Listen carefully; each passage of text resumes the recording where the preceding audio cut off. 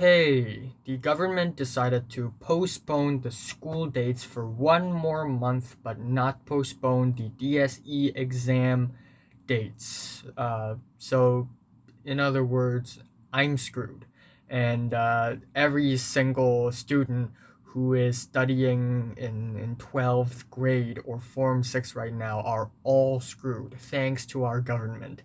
Hey guys, what's up? It's the Culture Detective here investigating your favorite albums, and today I am going to talk about the latest Grimes album, Miss Anthropocene. So, Grimes, whose real name is Claire Boucher? Am I mispronouncing it? I don't know. But Claire, art pop singer, songwriter, producer, artistic visionary, she's back. And in the past decade, unfortunately, none of her albums really wowed me. But it is true that she had dropped some really friggin' amazing singles. We have Oblivion, of course, which is a really bubbly, poppy song about social anxiety and the paranoia of being watched and being followed. My favorite song from Grimes is, of course, Reality, which is a really driving and sweet song that also feels somewhat nostalgic and dreamy. We also have tracks like Kill V Main, which is a total friggin' banger because it just has so much energy inside the track and the performances. And now she's back with Miss Anthropocene, which is almost like a new artistic direction, even though she still sounds a lot like herself, Grimes. And before dropping this album, she also dropped the track We Appreciate Power featuring Hannah in the year 2018, which is this really slick, aggressive, futuristic, dystopian blend of new metal and pop, and it is such a badass song and such a catchy song. It became one of my favorites of 2018, and I was just hoping that this song would end up on this album, but it isn't, unfortunately. And sometime soon, it is revealed that Grimes is dating the multi-billionaire entrepreneur CEO of PayPal, SpaceX, and Tesla meme master Elon Musk. So, of course, everyone can expect some more futuristic, artificial intelligence, technological inspired music from Grimes. And so we have Miss Anthropocene. And yeah, even though it still sounds like an album that Grimes would come out with, there are a few musical changes. The aesthetics of this album, they are even more washed up, even more ethereal, more wavy, more darker and more emo almost. The vocals on this album are definitely more reverby, more thick and dense effects on top of these vocals. And also, this album feels more dystopian in general, darker in tone. The lyrics also talk about darker things, and overall, Grimes is striking for a darker sound in general. And so we have the album. Starting off, we have the track So Heavy I Fell Through the Earth, one of the lead up singles to the album, which at first I'm not too crazy about because it just feels like a moody club electronic piece that doesn't really progress as much. But as time goes by, I kind of appreciate how icy and cold the track feels and how it's placed as the opening of the album. And it is a pretty humble opening for the album. I also really like the crispy, chirpy guitars on the track, and we get some scorched, distorted bass, which is really nice. Maybe the vocals are a tad bit too reverby for my liking, and maybe the melodies in the core of the track isn't as original or innovative or as memorable as I would have wanted, but still, it's a pretty decent opening for the album. The second track of the album is called Darkseid, not Darkseid, Darkseid, and it features a Chinese female singer, rapper, I don't know. But I really love the beat of the track. First of all, it's really drony and muddy. It feels very industrial. It sounds like something that Trent Reznor may produce. And then we get the vocals, which I don't mind Grimes' part, but Grimes doesn't really appear all that much on this track. In fact, a majority of this track is basically auto-tune Mandarin blabbering without any rhyme or reason or melody. And I do like some international flavors and some manic, frantic spoken word. But when it is taking up so much on the track, it just feels more obnoxious than it is innovative or refreshing, especially when it is so densely auto-tuned. It just feels like a non-stop speaking robot. It's a little annoying, I have to say. But the next track, Delete Forever, is the complete opposite story. It is a fantastic track because we get a clear ballad, which is rare on this album. Usually, the music on this album is very reverby, very mushy, full of effects, but now we have a very clear ballad and it's beautiful. It has a lot of heart, it is thoughtful. The ballad is about just people overdosing on drugs, thinking that they could use drugs to induce their heads so that they could express their artistic styles, but instead these drugs are killing them. And this track is aesthetically pleasing. The singing performances are pretty good, and I'm enjoying the track overall.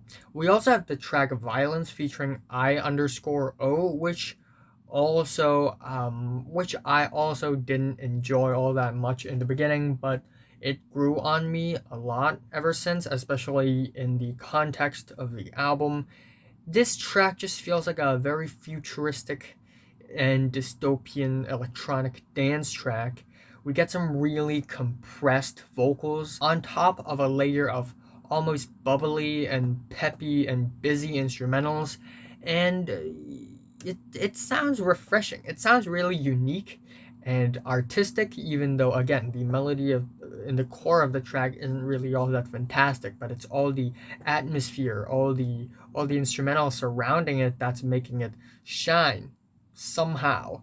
And we have lyrics saying, "Make me bad, you want to make me bad," and it's almost like Claire or the protagonist that Claire is trying to portray in the song is begging for violence, almost like begging for a lover, for violence, which is kind of edgy, but also executed in a pretty cool way, and I just really appreciated it. And overall, the track is pretty catchy, not gonna lie. We also have the track for AM up next, and it's a pretty interesting track because it is not a linear pop song.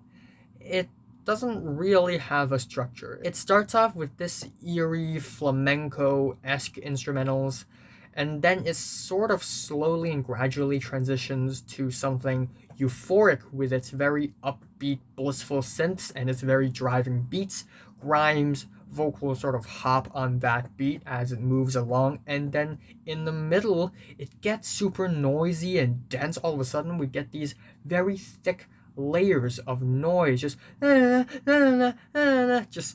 raining all over track. It's so dense and it's so mushed up. It's actually kind of dizzying, kind of hypnotizing, and it's actually a lot of fun. And of course, later on, it goes back to the eerie flamenco flavored music. It sounds almost like some instrumentals that Rosalia may hop on and start singing on, but then again, it transitions to something dizzying and noisy, and it feels futuristic, it feels unique and artistic, and I enjoy it overall. We also have the track New Gods up next, which is this bitter, dramatic piano ballad. It's incredibly dramatic and cinematic, but even though I appreciate the vocals on this track, it actually sounds very humane. But I guess I just don't appreciate how mushy and reverby the instrumentals are, and the song itself in concept could have been very amazing, could have been a fantastic track if the instrumentals weren't so mushed up and reverby and washed up. If we get clearer pianos and more layers of instrumentals instead of spreading one thin instrumental with effects, I mean, this track could have been fantastic. Of course, we have the track My Name is Dark, easily the best song on the entire album. It is basically an industrial punk pop song with a very futuristic dystopian dark edge. We get this dirty bass, some crispy lead guitars, and they are awesome. I also really love the driving rhythms of the track, which sounds pretty simple at first, but the way it's incorporated is fantastic. And the song overall is really catchy, but at the same time it's bitter, it's gloomy, and there's a perfect balance between the catchy and the bitterness.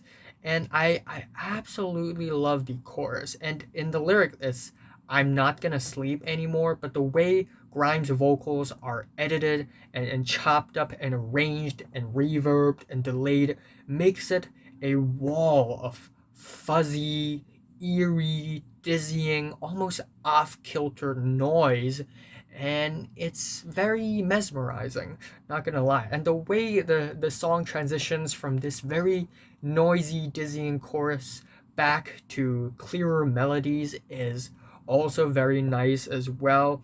The little, well, not bridge, but the little hook that came after the chorus, they are catchy AF and they complement with the dark tones really well. And we get some guitar solos at the end, which are really rough and raw, and I just really love the unique aesthetics of the track overall. And we also have the track You'll Miss Me When I'm Not Around, which is sort of a very linear, straightforward rock pop song. It sounds to me a lot like a 4/4 college rock song, to be honest. We get some chopped up chipmunk vocal samples and the verses as well. The vocals are clearer, which is something that I appreciate, but even though I really love the instrumental tones on the track, there isn't really all that much in terms of musical progression or dynamic. I kind of want more. And we also have the penultimate track Before the Fever, which is this very gloomy, ethereal, moody track with instrumentals that are super mushy, just mushed up to the core. More mushy than any instrumentals on the entire album. The instrumentals on this track are rather monotone, and overall the track is pretty forgettable. Not really all that spectacular or memorable or anything. And the album ends off with Idoru, all caps, 7 minutes long. And this is a rather blissful and euphoric ending for the album. Of course, the instrumentals, they are sweeter, they're peppier, they pop and shine a little more. It doesn't feel as dystopian or as grim as the previous tracks, but still the instrumentals are very mushy, very reverby. I can barely distinguish the melodies in the core of the track from the very dense layers of instrumentals.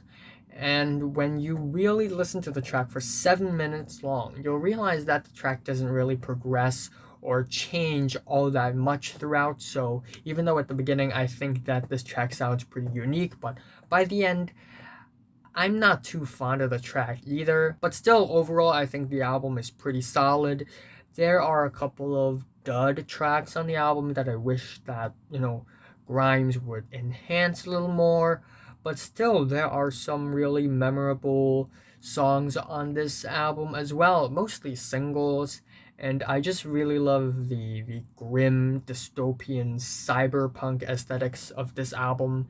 And overall, I think it's okay. I think it's just okay. I don't think it's great, but it's not bad either. My favorite track here is My Name is Dark, and my least favorite is Darkseid. And I am giving Grimes' Miss Anthropocene a light to decent 7 out of 10. So, have you listened to the latest Grimes album? From 1 to 10, how much did you rate it? Like if you like it, and subscribe if you want more. And thanks for watching. Also, I will be reviewing the new Denzel Curry and Kenny Beats, the new Tricot, the new Dan Deacon, Kesha, Megan Trainor, Lil Wayne, HMLTD, King Cruel very soon.